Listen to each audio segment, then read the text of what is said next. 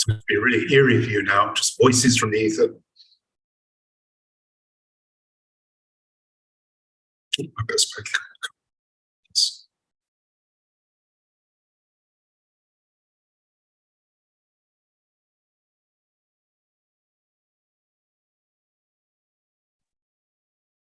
Hello and good evening. Welcome to the second in our series of talks related to our current exhibition at Colchester Castle, Gladiators, A Day at the Roman Games. So this evening we're going to be in conversation with our special guest.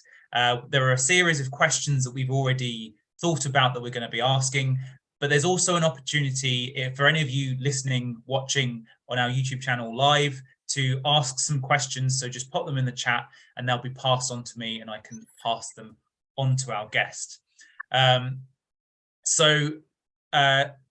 Without further ado, I would like to introduce my guest for this month's special talk, and that is the best-selling author, Simon Scarrow, who today will be talking with me about a whole range of different things, from gladiators to writing historical fiction, and a whole load of other things, hopefully. So welcome, Simon. Evening. Hello there. So I did introduce you, but would you like to maybe give a little bit of an overview about kind of you and your work and what you've done? I'm sure most of our listeners will have come across you and will know some of your work, but just maybe to give from your perspective kind of what you do. Well, I'm one of those kind of lucky people that started out in life with great Latin teachers when this was still taught reasonably frequently in schools. And I'll be honest, I was never particularly good at the language, but once they stopped talking about the language and started talking about the culture and the history, I was completely sold. And of course, this was, in the 70s and early 80s, when we had things like I, Claudius on television, and almost every other weekend seemed to be Cleopatra or Demetrius and the Gladiators or Spartacus or something like this. So I was very, very fortunate that all of that was filling up my head at a young and impressionable age. And then I got into teaching, which I really, really enjoyed. But always at the back of my head was this idea that at some stage I'd like to write some stories. And I tried to, the usual thing where you go into a bookshop and second guess what's going to be the next bestseller. And that I think is a bit of a crazy strategy, frankly, because it was only when I sat down and started writing something I wanted to read, which is about Romans, that things worked out for me. So I carried on teaching for a number of years because it didn't occur to me that you could earn a living from your hobby until you could. And then I left teaching briefly because I thought, well, I'll take a sabbatical because my publisher wanted me to write 2 books a year from that point. And unfortunately, I never got back to it, which really cuts me out a bit because that was the vocation. I mean, writing's the hobby, teaching was the vocation. So I'm a sort of aspiring teacher that never got to, realize my dream, really. Well, I'm sure through kind of writing and through this work, this is something I think about a lot with museums. And similar to you, I started out teaching briefly, very early on, Latin teaching, and but I think even though we think we might have moved away from some of those things, there's often different ways that you can educate and kind of pass on those stories, that kind of passion for the subject of whether that's Roman history or whatever it happens to be. And that's one thing that museums do quite a lot. Is one of the things we try and do is create a form of entertainment as well as education. And that's what we did with Gladiators. That was kind of the driving force for us when we were developing this as a concept, was we wanted something where people could come and learn about what it was like to be a gladiator and what happened at a gladiatorial kind of combat and in kind of a day at the games. But also we want to entertain and we want to make sure it's fun and exciting, and whether that's the narrative that we put out there, whether that's the images and the visuals. So I guess the first question that we kind of have to discuss is that notion of kind of as a writer, do you think there are kind of similarities in the way that we present history as a form of entertainment? And do you think that that's kind of a good thing when we kind of try and make history entertaining, or does it detract at all from any of the things? Well, let's dispense with the alternative. Let's make history really boring and turn kids off. So let's put that to one side. Yeah. No, absolutely. I mean, I am basically the doorkeeper to the museum. That's how I kind of see my role. So if I can get people interested in ancient Rome and gladiators and Roman history and culture and so on, then hopefully that steers them towards museums. It steers them towards studying Roman history, and it steers them towards a sort of a wider interest in Roman culture and history, and towards the books of people like Mary Beard and so on, which I think she's absolutely cracking author, and she makes Rome come alive and Roman culture come alive. Same with Tom Holland. These are this is what I hope we're all part of, and equally there's a two-way flow on this. They may go to a museum and think, well, actually, I want to have a slightly more vicarious experience maybe than I had in the museum, so I'll buy into the fiction or the non-fiction. So I think that's kind of how it works. And when this is done well, of course, I have a friend in Sardinia called Massimiliano, who, get this, has built a Roman fort in his back garden. And when I say back garden, it is a few acres. And he's built this sort of Roman fort with a ditch around it, with gates, with barrack blocks, with the blacksmith and so on, banqueting thing, the commander's house, and he has a few volunteers who help him do this, and they run educational experiences. So they'll get a bunch of Italian kids in who, and then they will drill them for the day, and so they have to do drill, and they have to sort of latrine duties and things like that. And he does this wonderful thing at the end, where having sort of trained them to form a tortoise and so on, half the staff just sort of sidle out, gear themselves up as Celts, and then attack the fort. And the first thing those kids know about it is this dummy severed head flying over the wall. And then this man says, we're under attack, we have to go out. So they have this sort of thing, and sort of, fortunately, all the swords and pillow and so on have sponges over the top of the pointy bits, and they fly at these kind of helpers and have a big old sort of bash. But he says, the results are extraordinary in terms of the enthusiasm that prompts in schools and their interest in the subject, where they hadn't had it at all before. They turned up at his place. And it's that kind of thing, and what you're doing in Colchester, that we really need to get out there. Because one of the things that really breaks my heart is when you come across people who said, I really like your book, Simon, but boy, was history boring at school. And I'm thinking, that should never happen. History is where all the good stories are. History is where the adventure is. History is the thing that, teaches us lessons about the past, why we were the way we were, why we became the way we are, the debt we owe to these people, the things we should do rather differently from them, maybe, like slaughtering all our prisoners or whatever. It's that kind of thing that I think, is entirely missing from from things how should be, when you're teaching the subject. And it's a no-brainer. I mean, I had a fantastic history teacher at school called John Mills, who used to do this thing where, we'd do the lesson, and he had this fantastic gravelly voice. So he would say, and Henry VIII would have married Catherine of Aragon, or you'll find out in the next lesson. And of course, we just piled in the next day to get the next episode, and that's how you do it. Yeah. And I guess that's similar. You say episode, that's quite a kind of good point. You think of kind of TV shows ending things on cliffhangers, series of books, your books, kind of that narrative that drives throughout all of the books, but also each individual can kind of be exciting. And I think that's something that perhaps museums do struggle with a bit more, is that exhibitions anyway, they tend to be quite static.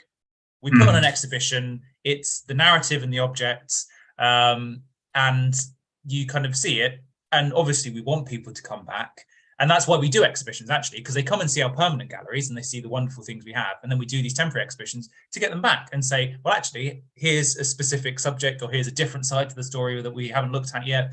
But it's that, like you say, it's that kind of inspiring that passion in people. And it's funny because I've always looked at it kind of like you said, it's the other way. It's kind of what I want from our visitors is for them to come to our museums and then say, I'd love to read a book by Simon Scarrow and learn more about the Romans, or I'd love to go and read Mary Beard's book, or I'd love to, or go to Rome, or go and visit another site and see more. I think that's again kind of what happened with me as a child. Is I went to some museums, I was inspired by that, and now continue to want to go and see all of these wonderful sites connected with Roman history and other aspects of history as well, not just the Romans. But we are here to I think yeah. Do you do a sort of outreach thing where you take the talk, take this thing to schools with say reenactors, for example? Well, this is that we don't do so much outreach, but we do events and other things. And actually, Colchester has started to. We have a Roman festival now.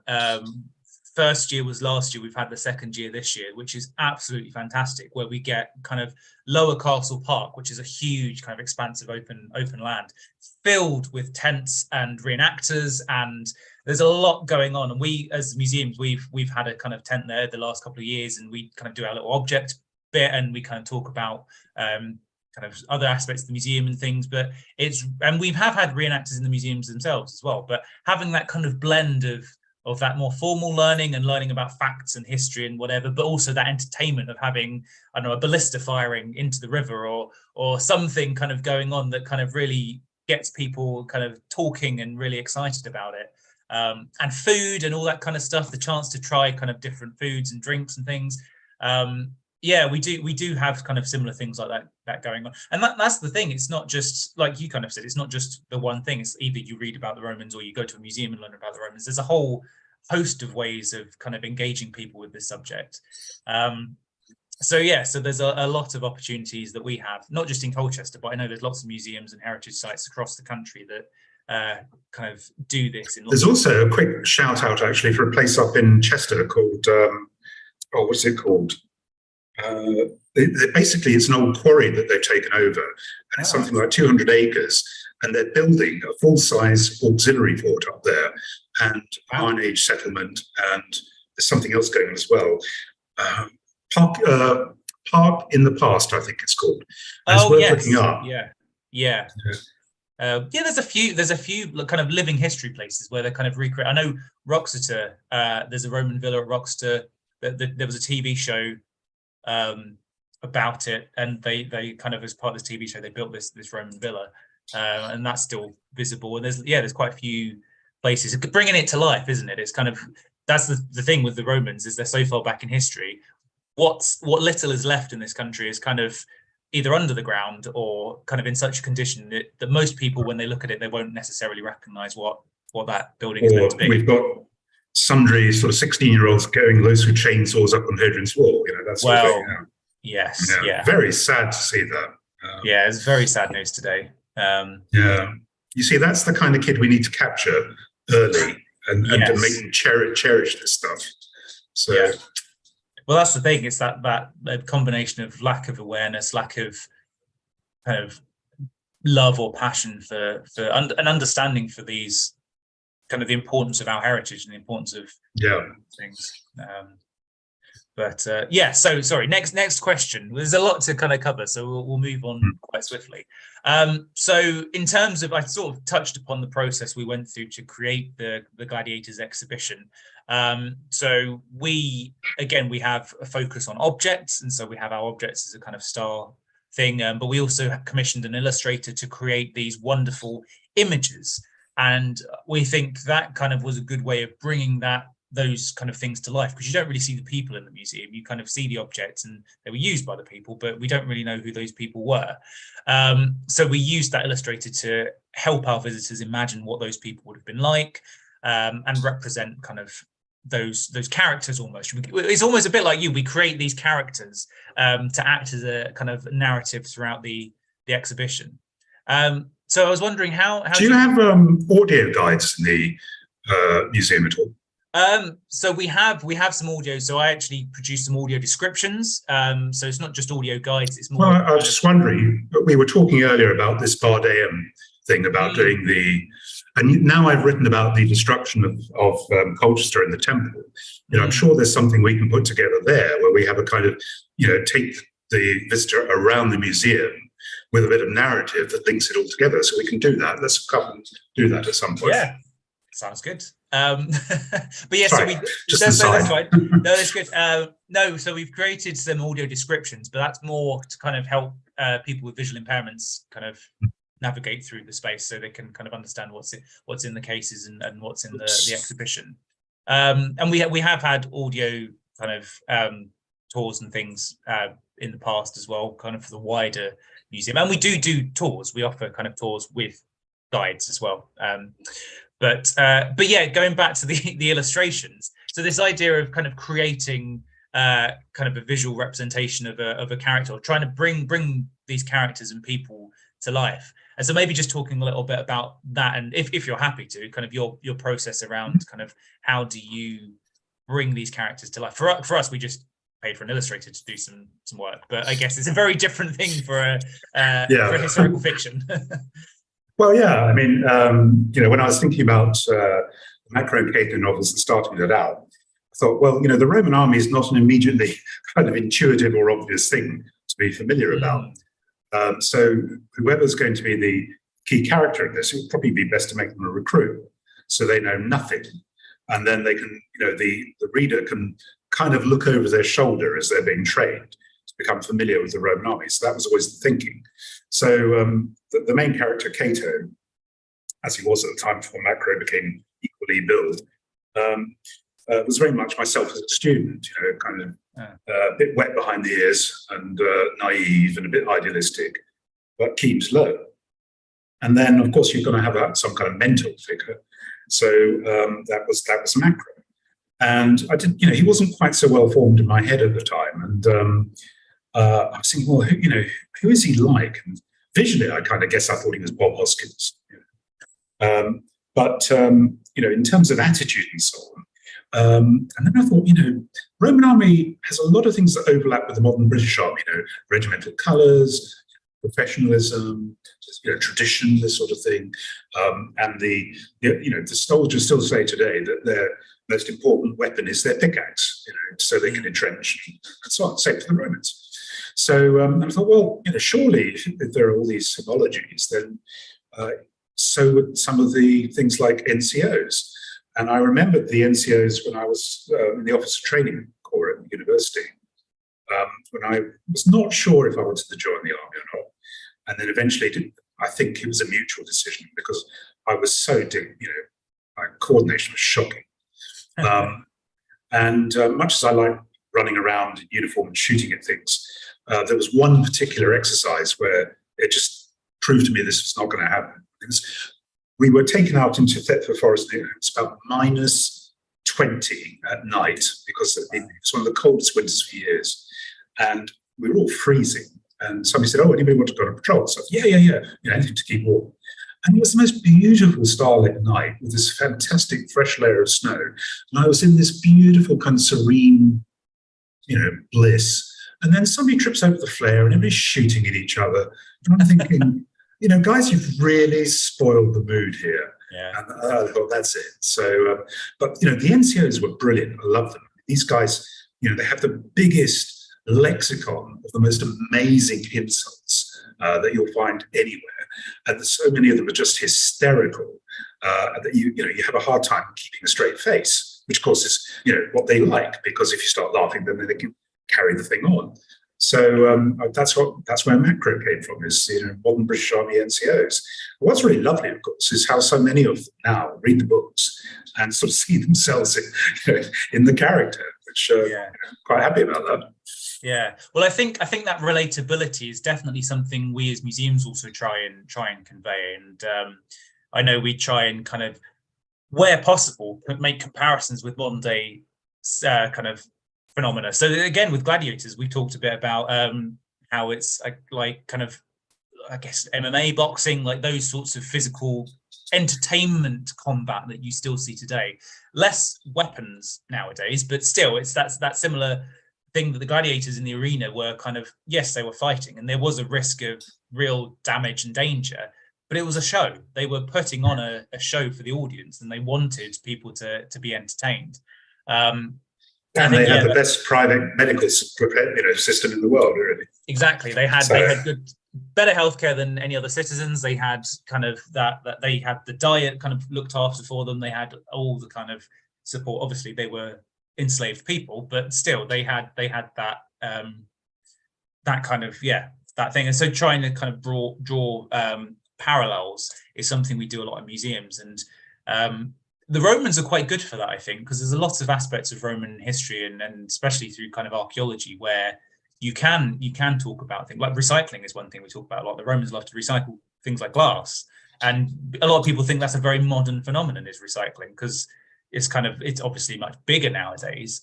But the Romans were doing it 2,000 years ago or more or less. So yeah, so I think it's a really good, and I really like when kind of that kind of, again, it's that way of making a modern audience who, like you say, if you know nothing about the Romans, how can you kind of bring them along that journey with you by kind of giving well, I think sense of, as you say, we have a kind of head start really, because there is that shimmering between the familiar and the unfamiliar with the Romans. So, we go to Pompeii, we see, we recognize, that's a pub, that's an inn, that's a sort of an eatery, that's plumbing, we get all of that. But then we turn the corner and there's some sort of, the arena, and you think, oh, but they're bloodthirsty devils. So it's this constant sort of similarity and difference thing, which I think you don't get, for example, necessarily with the Greeks or with the Egyptians, for example. Yes, yeah. Or the French. Well, lots of different cultures at different points in history. I think that's the thing, which actually sort of brings us on to the third question we wanted to just talk about a little bit. Is that quite a lot of the time people will kind of say the past, or at least the people in the past, weren't so different from how we are today. And there is a sense of a notion, I guess, of kind of humans are humans, and wherever you are in the world at whatever time, there are certain things that do connect us, and are like grief, I guess. Death is that kind of universal concept, and although everyone deals with it in different ways, it's kind of a thing that's always observed throughout history and across cultures. But let's stick with the Romans. So how similar do you think the Romans are to, let's talk about modern day British people, because we are English speaking British. Yeah, I mean, it's an interesting one, isn't it? I have, very mixed feelings about this, because on the one hand, as I said, you'll be reading letters of Cicero or Pliny or something like that, and you'll think, I get this. Gosh, this sounds like a modern bureaucrat. He's got the same problems that Sir Humphrey has, 2,000 years ago. And then you'll kind of reference something, you think, oh, and that really takes you out of it.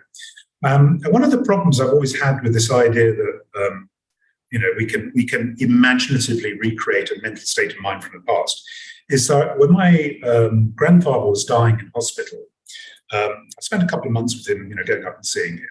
This was about the time that Nelson Mandela was being released from prison. And we watched a bit of this on the hospital television. And he said, well, of course, he will never become president of South Africa. And I said, well, why's that? He said, well, because black people are capable of that sort of thing. And I just thought, he really believes that, that someone as articulate and intelligent as Nelson Mandela isn't on a par with other statesmen. And it really, really shocked me. And this is just 2 generations back. And when my first wife, when we had my first son, and my mother came to visit us, and she said, well, of course, she will be going back to work now, won't she? I said, no, she's got a career. And she said, well, I don't understand this, because really, when you have children, you should give up what you're doing to become a full-time mother and carer. And, so it really hit me that, if I can't get my mind around the 1 generation, 2 generations back and accurately reconstruct that state of mind, even if they're in the present, then how possibly can you kind of recreate a state of mind of some 2,000 years ago? So it's always going to be an approximation and a compromise with what a reader is prepared to accept. Because if you were to try and accurately recreate a Roman, there's no thou shalt kill. They're often doing it, and child brides, and there's rape, and people are property, and all these sorts of things that if you put into the state of mind or too much of a character in historical fiction, you create monsters from a modern perspective. Yeah. So I think there is a limitation to how accurately. It's presumptuous to assume that we can create a state of mind from 2,000 years ago, if for no better reason than the fashionable thing about cultural misappropriation. What you're doing is something that isn't accurate. You're reading back onto the past. And I know there are people who say, well, so I remember my youngest son was writing his MA dissertation on Romans, he was talking about this business about, well, yes, in the past reads back onto the present. And I know that's a strand of thinking now. That's at university, which is really, really interesting because it never was there when I was being taught classics. It was always kind of retrospective. I didn't sort of think about it as a dialogue of the past at all. Yeah. I think that's a really interesting development. So, it's very, very complex. And I think, when people say, oh, yes, such and such has done a wonderful job of recreating what it was like to live in medieval London, Yeah, well, again, I guess bringing it back to kind of fiction writing, I think you do have to, and like you've said, and kind of there are ways that you can kind of bring in modern concepts onto historical themes to help your reader, or in our case, our visitor, kind of better understand as close as we can get to how relatable things were. So, like you say, kind of being inspired by kind of the British military.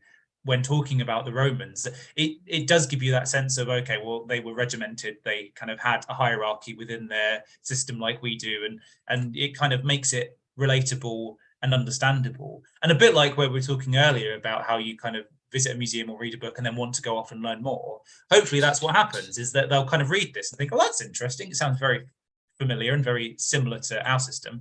Then they might read a book about the Roman military, kind of a more kind of non-fiction book, and they'll think, oh, actually, this is how it worked, this is how this is the archaeology we have, these are the texts, and it's a different route, kind of lots of different routes into one subject.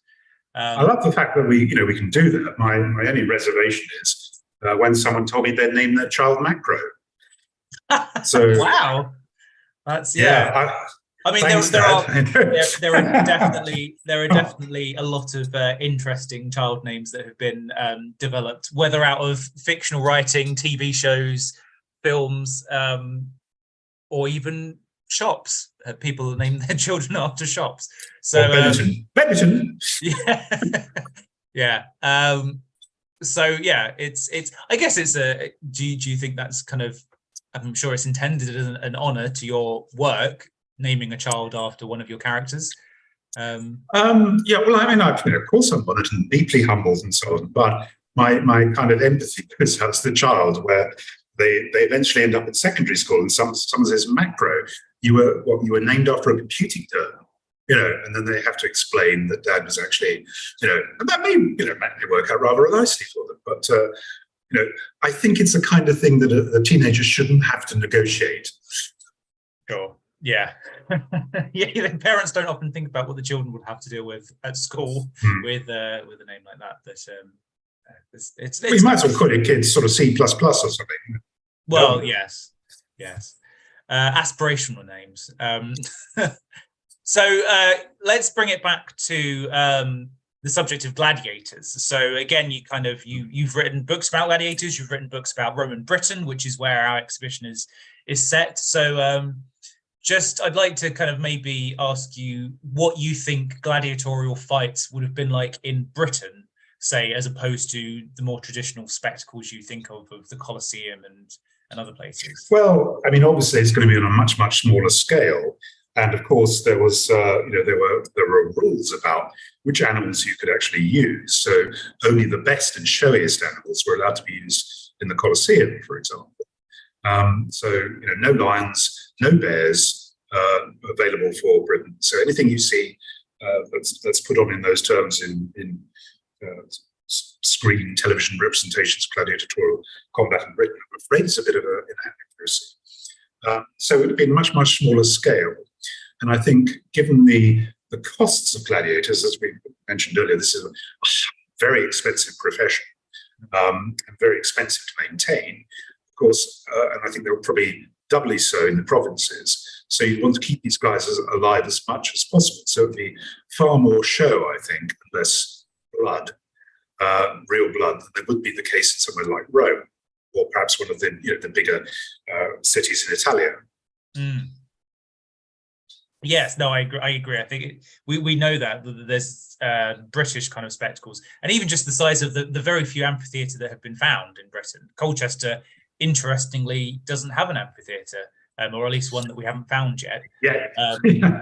So I put it in the latest novel, so it's there, believe me. Good. Just keep looking, keep looking. Yeah, but there are sort of Silchester. There's an amphitheatre just outside there. There's London. There's lots of Verulamium. Yeah, a lot of them, but not Colchester. So, but well, at least we haven't found it, like I said. Well, that's a really interesting point, isn't it? You know, why would a veterans colony not have? Well, there's been speculation. I think if you talk to people like Philip Crummy, who's the head of the Colchester Archaeological Trust and does excavations, he's got ideas where it might be. And again, you've got this issue with historical towns and archaeology is a lot of the town hasn't been excavated because you have historic buildings already on top, and unless there's any major demolition work or any kind of development going on in the town, you're not gonna excavate in those areas, so you won't find these things. Yeah, no, that's fair enough. That's fair enough. Another suggestion has been, because we do have the only known circus in Britain for chariot racing, and one suggestion is that perhaps they could have cordoned off one end of the circus and turned that into an amphitheatre and used that temporarily for gladiatorial combat. But again, this is a lot of speculation. We just don't know, and I think that's another thing. Is sometimes it's fine for us to say we don't know. That's part of the mystery and wonder of the past, is that we don't know everything, and we probably won't know everything. And you know, that's a really valuable teaching thing as well, because I used to have this students all the time, and they'd say, well, why isn't there an answer to that? And I'd say, well, you know, that's not the point. You know, we're not here to give you answers. We're here to train you to ask questions, you know, and, you know, this is, okay, so if this isn't the case, then why do you think it might be? Mm-hmm. You know, and that's how you kind of get kids to think. So yeah, all for, you know, we don't know, let's ask questions. Yeah. And I think that's another thing that we try and do as museums, is kind of, we'll often pose questions as part of our exhibition. It's not just a case of come here and learn some facts. We'll kind of say, well, what do you think was happening at this time? What do you think these people would have thought and felt? Because that's another thing, and that's another thing where I think fiction comes in really nicely, is it's very emotive, and it can be very kind of, you can convey a lot of different things that perhaps an exhibition wouldn't convey.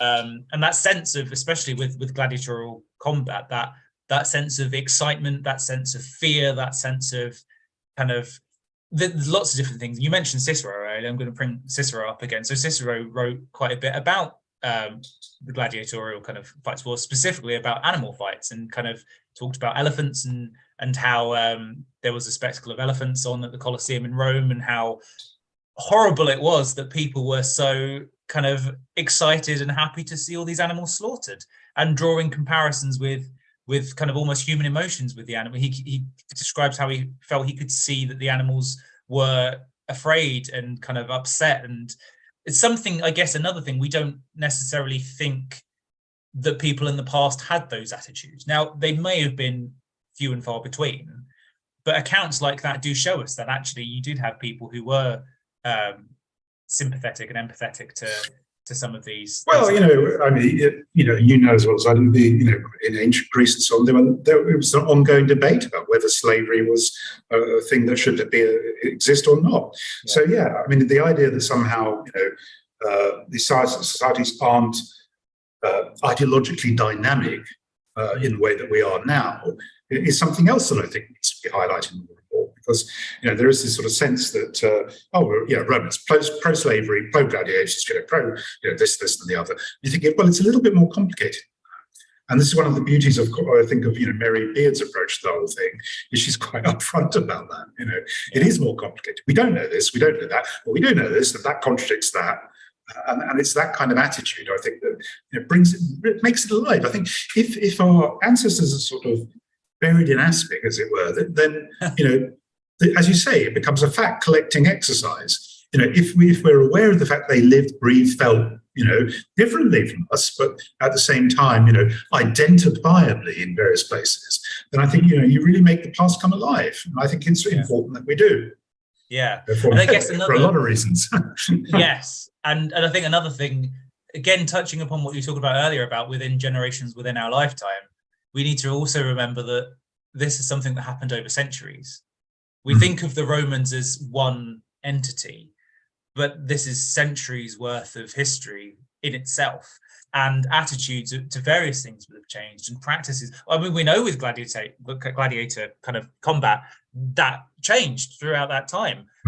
Originally, women were allowed to fight, and women were allowed to watch and kind of be wherever in the arena. And then laws came in that changed that, and women weren't allowed to fight, and women had to stay at the back of the arena. And eventually, gladiator fights were completely outlawed. At the end of it, by stages, yeah. Well, yes, yeah, and this is the thing as and outlawed and then brought back in once there were riots and so on. You've taken away our entertainment. Well, that's the thing. It's and we're reliant on those historical records. So who's to say that when it was outlawed that wasn't still happening? Especially in somewhere like Britain, in the provinces, away from Rome's kind of full control. Like, who's to say people weren't continuing? Or even doing completely different practices out here. Well, I remember, I mean, I've read about it, but when gladiator fights were sort of taken away from Rome in the first time, they're still quite happy to, have public executions, mass executions of prisoners, but that's different. So, yeah, it's the way you frame it. That's kind of how they get it. And again, I think that's kind of one of the things to be aware of when talking about this subject, is that kind of, it's not as clear cut as, well, it happened and then it stopped happening and then it happened again and then it happened in this way. Well, so many things are not clear cut. It's like this whole thing with, the people on galleys, So sometimes, first off, they say, oh, they're all slaves. We saw Ben-Hur, they're all slaves. And then somebody says, oh, no, they were all free. They were all free, like the Greek Navy and so on. And then, of course, you have, I tend to take the middle ground on this, based on Renaissance galleys, which are a mixture of prisoners, slaves, professional rowers who are paid for it, people who are condemned to the galleys and so on. So there's a sort of huge kind of mixed demographic in a group. I think, well, that makes perfect sense in sort of Roman times as well. So, but again, we don't know. It's just one of these best guess scenarios. So, but it is really interesting when you come up against people who are, I think this is the thing about history that really does my head in, is that it's a mixture of things. It's what actually happened. It's what historians tell us happened. It's what archaeology tells us happened. It's what films and television series tell us happened. It's what fiction tells us happened. And it's a mishmash of all of that, in our heads. And I think that is the trouble. And people sort of tend to assume that they have a grasp on history when they latch onto one of these things and sort of cite it as a certainty. And you come across this again and again and again. I think, the valuable thing about writing historical fiction, writing non-fiction, museums and so on, is it's an opportunity to sort of lay these kinds of things a bit bare. And then, it's quite fun actually when I've been behind people in a museum where the father says, they come across a display and the kid says, that's not what you said, Dad. And there's this kind of embarrassed moment. I mean, I've been there myself, So, well, yeah, I'm sure I've had that, and I'm meant to be the authority in the museum as a curator. I'm meant to be the one who knows what I'm talking about. But I've definitely spoken to visitors, and they've said, "Well, actually, I read this is what happened." I was like, "Well, I'm sure you're right. I'm sure that is what happened." Yeah. I'll just tell you an interesting, amusing story about this. I had a friend called Rob Lowe, sadly, who's died now. He used to write Viking novels, brilliant, and he was a reenactor. And he told me about this. Event he went to where they had a Viking camp, and this primary school teacher comes up with her kids and she says, see, children, here we have a Viking camp. You see how disorganized and chaotic and uncivilized it is. All of this changed when the Romans arrived. So he had to sort of tear a strip off of her in front of this class and explain, the secrets. And I think this is another problem, I think, with the teaching of history. And I don't know when this, went off the rails, but when I was at school, everything was taught, chronologically. So you knew exactly where things slotted in. And then when I started teaching history, suddenly we were doing World War II, then we were doing the pharaohs, and then we were doing medieval medicine, and then we were doing, and I'm thinking, how do the students put this into some kind of order if they've been taught it out of order? And I think that's something else that, we need to kind of, you can do all these skills. You can develop high-level historical skills at, say, A-level or degree or so on. But it's so important, if we're going to get kids into history, that it's a narrative first, and then it's a skill. And I think that's, what I was very fortunate to have when I was at school. Yeah. We actually started with the Big Bang when I was at primary school. And we didn't even get on to bloody humans until, the second year I was at the school. Then it was Greeks and so on. So, Yeah. it certainly helped because at least you knew where things slotted in. Yeah. Well, I didn't have a chronology when I was at school. It was subject based. It was kind of thematic. We did a bit of Egyptians, and we did a bit of Romans, a bit of Greeks. Didn't really do kind of Vikings or Anglo-Saxons or anything like that. But yeah, I've come across people who didn't know that the Vikings came after the Romans, and it's I think there's also a lot of assumptions. I think for those of us that do know, that everyone else should know as well. But yeah, if schools aren't teaching it in that way, then how are kids or even adults expected to know? And when we talk about them in terms of culture as well, like I sort of said earlier, the Romans are a culture. They're not necessarily defined by time period, although we do cut these time periods, and especially in Britain, we say, okay, AD 43 to AD 410, that's the Romans. But they were here before then, and they were probably here after then. So it's not that precise, and history can't be that precise because we're not. It's almost like saying today is one period and tomorrow is going to be a different time period, and everything's going to carry on as normal. But for the people in the future looking at history, all they'll see is two distinct time periods, and they won't realize that actually everything was the same. I mean, I love those kind of the time scales across things, and they had the events and so on. And you're kind of looking at it and think, so nothing happened between these 3 days then. You think, there's a world war going on, but nothing happened on those 3 days. Yeah. Okay, so let's move on. We've got a couple more questions, and then we've already had one question from someone watching. So last month we had Mike Loads, who is a expert in kind of armor and weapons, and we were talking a little bit about the types of armor and weapons that we used in the arena. And we kind of, as I sort of mentioned earlier, we looked at a bit of comparisons with some modern aspects like boxing and things like that. So in terms of the idea of a spectacle, gladiatorial kind of spectacle, how much do you think the entertainment aspect was kind of the focus for the gladiators, I'm talking, and how much do you think was there a genuine threat of death and violence? Because again, there's this perception, I think, by a lot of people that everyone died every time. It was always a fight to the death, and gladiators were dying constantly. But in actual fact, there was this huge sense of it was a show. It was almost like performance art rather than anything else. No, I think that's right. I kind of get the sense that it was very much like wrestling used to be on television. Yes. Giant haystacks and big daggy, throwing each other around the ring and grunting and doing these spectacular moves. And I think that's part of the entertainment, of course. But I mean, if you're playing with very large items of sharp cutlery, it's a different kind of prospect. And death and injury were a very real risk. If only if you trip over on your own sword or something. So I think there's a difference there. There's an element of of danger. And it's a bit like motor racing. I think there are going to be ghouls who turn up to motor racing waiting for the crash. I think that's a similar sort of thing in ancient Rome. Most people would have understood that this was a performance, but they were hoping that the blood would spurt for real. And I think there's a kind of weird kind of excitement that goes with that, because I don't know if you know of a place called Puy de Fou, a theme park in France. Yes.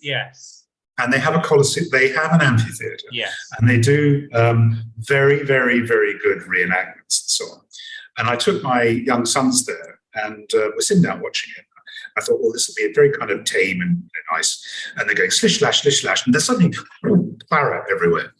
And of course, it's all fake blood, but it looks really, really good. And I was looking at my sons thinking, I really shouldn't have brought them to this. And anyway, one of the guys goes down and is bleeding from his fake blood and everything. And I say, come on, boys, let's do this thing to, which of course is another myth, but let's do this thing with thumbs up and so on. And I turn to them, they look at me and they go, kill him. So I think there is a kind of, vicarious excitement of violence and taste for all of that thing. Certainly if it's in my two sensitively brought up 20th century kids, sure as hell was there in spades in ancient Rome. Yes, no, definitely. And I think that's the thing, like there was definitely a such a kind of drive for it because they were so popular. And we like, and the cost that went into them, the sponsorship, and the fact that politicians would use gladiatorial fights as a way of winning kind of followers and winning kind of people over for kind of voting and things like that. Like that's absolutely. I mean, the Romans did that. Now we just throw immigrants to this, to the sharks. That's the difference. Slight difference, yeah. Whoa, so let's move on to the final question, because we might spend a little bit of time talking about this, I think, is your new book that's coming out on the 9th of November, I believe, and is all about Boudica. Now, Boudica is, of course, a really important, big story for us in Colchester, mainly because she absolutely destroyed the town 2,000 years ago and left that legacy for us. So I wondered if you wanted to talk a little bit about, I'm sure you can't talk too much maybe just yet until the book's out, but what can you tell us about it? Well, I think obviously these days the Canaries are less violent when they come to Colchester, but it's a really interesting thing. When I wrote about her, I think, in the second book in the series as well. So she's been kind of popping up every so often, always knowing that we would get to the rebellion. And I think she's a really, really interesting character because, of course, she disappears from history. She was only rediscovered, I think it was in the 16th century in Monte Cassino, where they came across the manuscripts that mentioned it. And until that time, gone. So, that's how she comes back into history. And then, of course, you have that the Thornycroft statue opposite the Houses of Parliament. There she is in spear, and she's this national heroine. I'm thinking, but she, as you say, trashed the place, killed tens of thousands of people, burned it to the ground, and butchered in the most horrific manner the occupants of the town.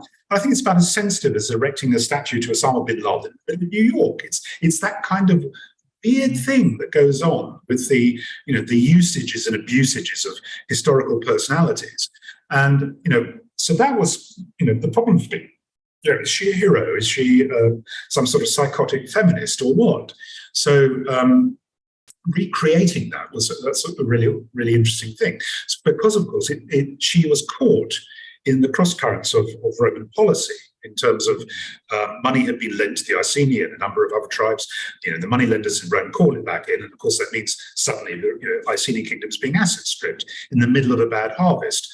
So the timing of the Romans is absolutely spot on for the worst possible result. And then, of course, you've got the governor taking the army off to Wales to sort of massacre the Druids on Mona. So he's almost at the first point of the province from where the trouble's breaking out. And you think this is an absolute kind of,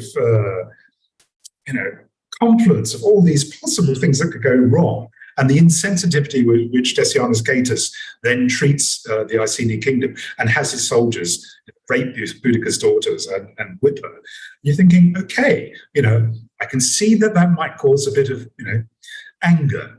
And then what's really interesting as well is the way that this is also about settling scores between the tribes as much as it is about having a crack at the Romans. Because there's bad blood between the Iceni and the Trinovantes and the Cassivelloni, who have given them a good kicking, in previous decades. So it's one of these things that it's not so much, Britons versus the Romans. It's kind of what happens, we saw in Libya, where order breaks down and suddenly it's not just let's go for the central authority. It's all these sudden, all these tensions between communities that existed there like vendettas, for generations, suddenly just burst out in this way. And of course, the one thing I think that history teaches us is all of these sublimated hostilities, once they have a chance to come to the fore, there's absolutely nothing held back from the slaughter and the atrocities that can occur. Mm-hmm. We're seeing a measure of that, obviously, in Ukraine. So it's and Chechnya and places like that. So it's again, there's this thing with the past that we see the echoes of the differences and the similarities. And I think that a lot of what's happening in the present, I think, had an influence in writing and representing the kind of Boudican revolt in the novel. And it was a fairly, I have to say, glad I finished the book, and can move on to something slightly less horrific, like the Third Reich, because it was quite a numbing thing to sort of work my way through, given what happened. Yeah. And it's interesting you say about this kind of public perception as well of Boudica and how she's treated. So we've got, and again, that statue was kind of, it's Victorian, and Victoria herself kind of made a big thing about the associations between kind of her and Boudica both being kind of leaders, women who are leaders, and the name, again, supposedly I think Boudica is meant to mean victory in kind of Celtic languages, and Victoria obviously means victory in Latin, although weirdly Victoria is the name of the conquerors, is the Roman name, so I don't know why she was drawing that many parallels. But we have an interactive in the castle actually, where it's a kind of vote that when we have the Boudica Gallery, at the end of the Boudica Gallery is kind of a voting thing where you can vote yes or no as to whether you think Boudica was right to destroy Colchester and to fight the Romans, and it's usually 50-50. It's usually floating around 50-50, and I think like you kind of said, is that most people do recognize the fact that it's a very complicated situation that happens. Well, I once wrote an article for a history magazine comparing her to Cartimandua, and how do you negotiate? How you work with the invader? Do you resist, or do you go along with it? And of course, ultimately it's the same end. The invader wins. So there isn't a solution really. Well, that's you're either suppressed or you're complicit. Something else I always find interesting is Cartimandua has been forgotten. She was the other big ruler at the time who's kind of seen as the traitor to Britain, kind of, whereas Boudica is the savior of Britain, or the attempted savior. And again, that's coming from a very modern British perspective, I guess. I know. And we're projecting that onto. Yeah, but when you compare the two, I mean, this is the point I was making in this magazine article, is that, everybody says, Boudica, was the hero because she stood up and wouldn't, I said, yes, but at what cost? And if you look at, I mean, the Roman governor, after the revolts went down, he went genocidal, on the survivors of the rebellion. And you're thinking, well, okay, so what has she gained at the end? Okay, she gets a statue in the odd kind of TV and drama series and so on. And Cartimandua has got a far more realistic view of this and knows what's at stake. And ultimately, the Romans kind of, she's a client kingdom, which eventually gets taken over and inscribed into the thing. But a lot less people died. And I think this is one of the things that, people tend to forget, is the vast majority of the tribespeople in Britain weren't from the warrior caste or aristocrats and had nothing to gain from a rebellion and everything to gain from living their lives normally and harvesting their crops, living to as ripe an old age as they could hope for, and dying, rather than being slaughtered as the process of somebody else's vanity driven. Yeah. But yeah, so Boudica is a really, really big figure for us. So it's exciting that you've kind of decided to focus on her in your upcoming book. And I don't know, there's probably not a huge amount you can say about it until it's released. But I guess one question maybe I could ask is kind of, well, I won't tell you how it ends. Well, no. What I was going to say is, how true to the historical sources have you gone? How much are you following the historical? Because again, there's only really there's Tacitus and Cassius Dio. That's it. That's it. Yep. Two kind of accounts, and obviously Tacitus is well, I mean, they're both very biased, but Tacitus even more so biased because of Agricola and kind of his personal connections to what was happening in the conflict. But yeah, how much of it have you kind of just taken what the sources tell us and then added a bit more, or have you decided to go for a bit more of a kind of creative? Well, I've taken what I know of the sources, because that's what you do. Yeah. But at the same time, obviously the sources say 400 Romans died and 80,000 Britons. Now I'm thinking, I can't see that, and so I've made that particular battle a slightly closer run thing than the Roman propagandists would allow, or in their versions of it. And also, I try to get to what it looks like from both sides of the hill, in terms of what the tribespeople are fighting for, and quite a lot of them I would imagine view their cause as hopeless, but they've been driven to a point where that's all that's left to them. And equally from a Roman perspective, if we don't survive this, the province is gone. And even if we do survive it, or we lose this battle and we're in for another 20 years of grinding guerrilla warfare in order to get the province back under control. And as we know from places like Afghanistan and Iraq, that's a real loser's game. Yeah. Very, very stressful. Yeah. So before I ask the question that's come in from someone who's been watching, if you were visiting the castle and you came across the yes no interactive, what would you vote? Do you think Boudica was justified or not? I think I would say, I understand, but I wouldn't say I would necessarily think it was justified. I wouldn't think it's the wise thing to do. But then again, I'm not going to second guess somebody from 2,000 years ago who's had a completely different kind of experience for all the reasons we said earlier. Sure. Okay. I know it's a bit of a Weasley answer. No, I would give the same answer, I think, so that's fine. So the question we've had, interestingly, isn't about Boudica or Gladiators. So when you were on exercise in Thetford, did you by any chance stay at Stanter Camp? Yep. Yes. And it's one of these things. It's a sort of lovely piece of landscape and everything. And as I said, and under snowy, starlit conditions, it's quite beautiful. But under -20 blizzard conditions, when you're just wearing the usual kind of combat gear, it's awful. And I had to, you dig a sort of a shell scrape type thing to lie in and cover over with your poncho. I forget what they used to call it, basher. And lying there for an hour, I managed to freeze my hip, and it took another 2 weeks for the thing to sort of like thaw out properly. Yeah. So I could, use it. So it was a real eye opener, actually, from the point of view of the kind of hardships that real soldiers, not Ponzi university students, have to endure as a reality. But yeah, Stanter's fun place from that point of view, running around shooting things. Yeah.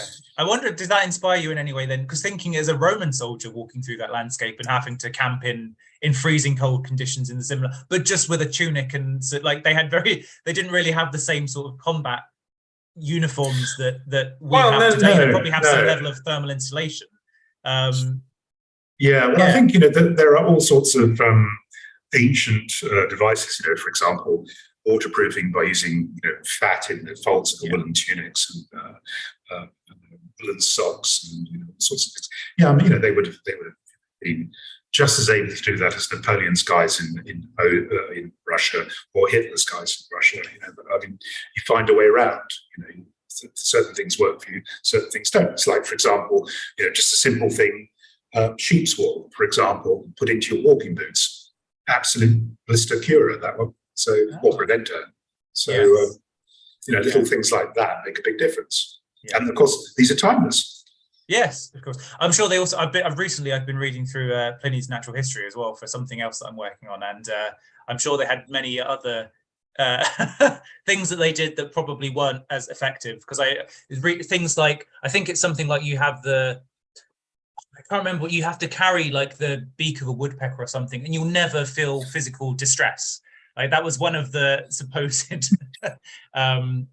accounts that, again, I know Pliny's very kind of anti-magic and very anti kind of those sorts of things, but he does write about some of the superstitious or kind of beliefs that the Romans had about how you could kind of prevent pain or kind of cure various ailments. And it just made me wonder how many people. Yeah, there's still people who are doing that now. Well, it's kind of thinking about how many people were stuffing their kind of cloaks or shoes with sheep's wool, and how many were holding onto that woodpecker skull, hoping that the gods would prevent them from suffering for any more than. Well, I think natural selection would have resolved that. So possibly. Well, I think that's probably a good point to end on. We don't have any other questions from our live audience. So I'd like to thank you again, Simon, for joining us this evening. It's been a really wonderful conversation. There will hopefully be more things like this in the future. So please keep an eye on our website, cimuseums.org.uk. There will be kind of various events and things, both in person and virtual things. We're hoping to do more of I it. think actually I'm coming down to Colchester in November, so I'll look you up at the museums. I'm doing something at Waterstones for the new book. I'll make sure I come down and check it out. I'll be there for a few years. Yeah. Fantastic. Well, let us know, and we'll show you around. All right. Well, thank you very much. Thanks, Ben. And I hope everyone enjoys their evening. Thank you, Simon. Bye-bye. Bye.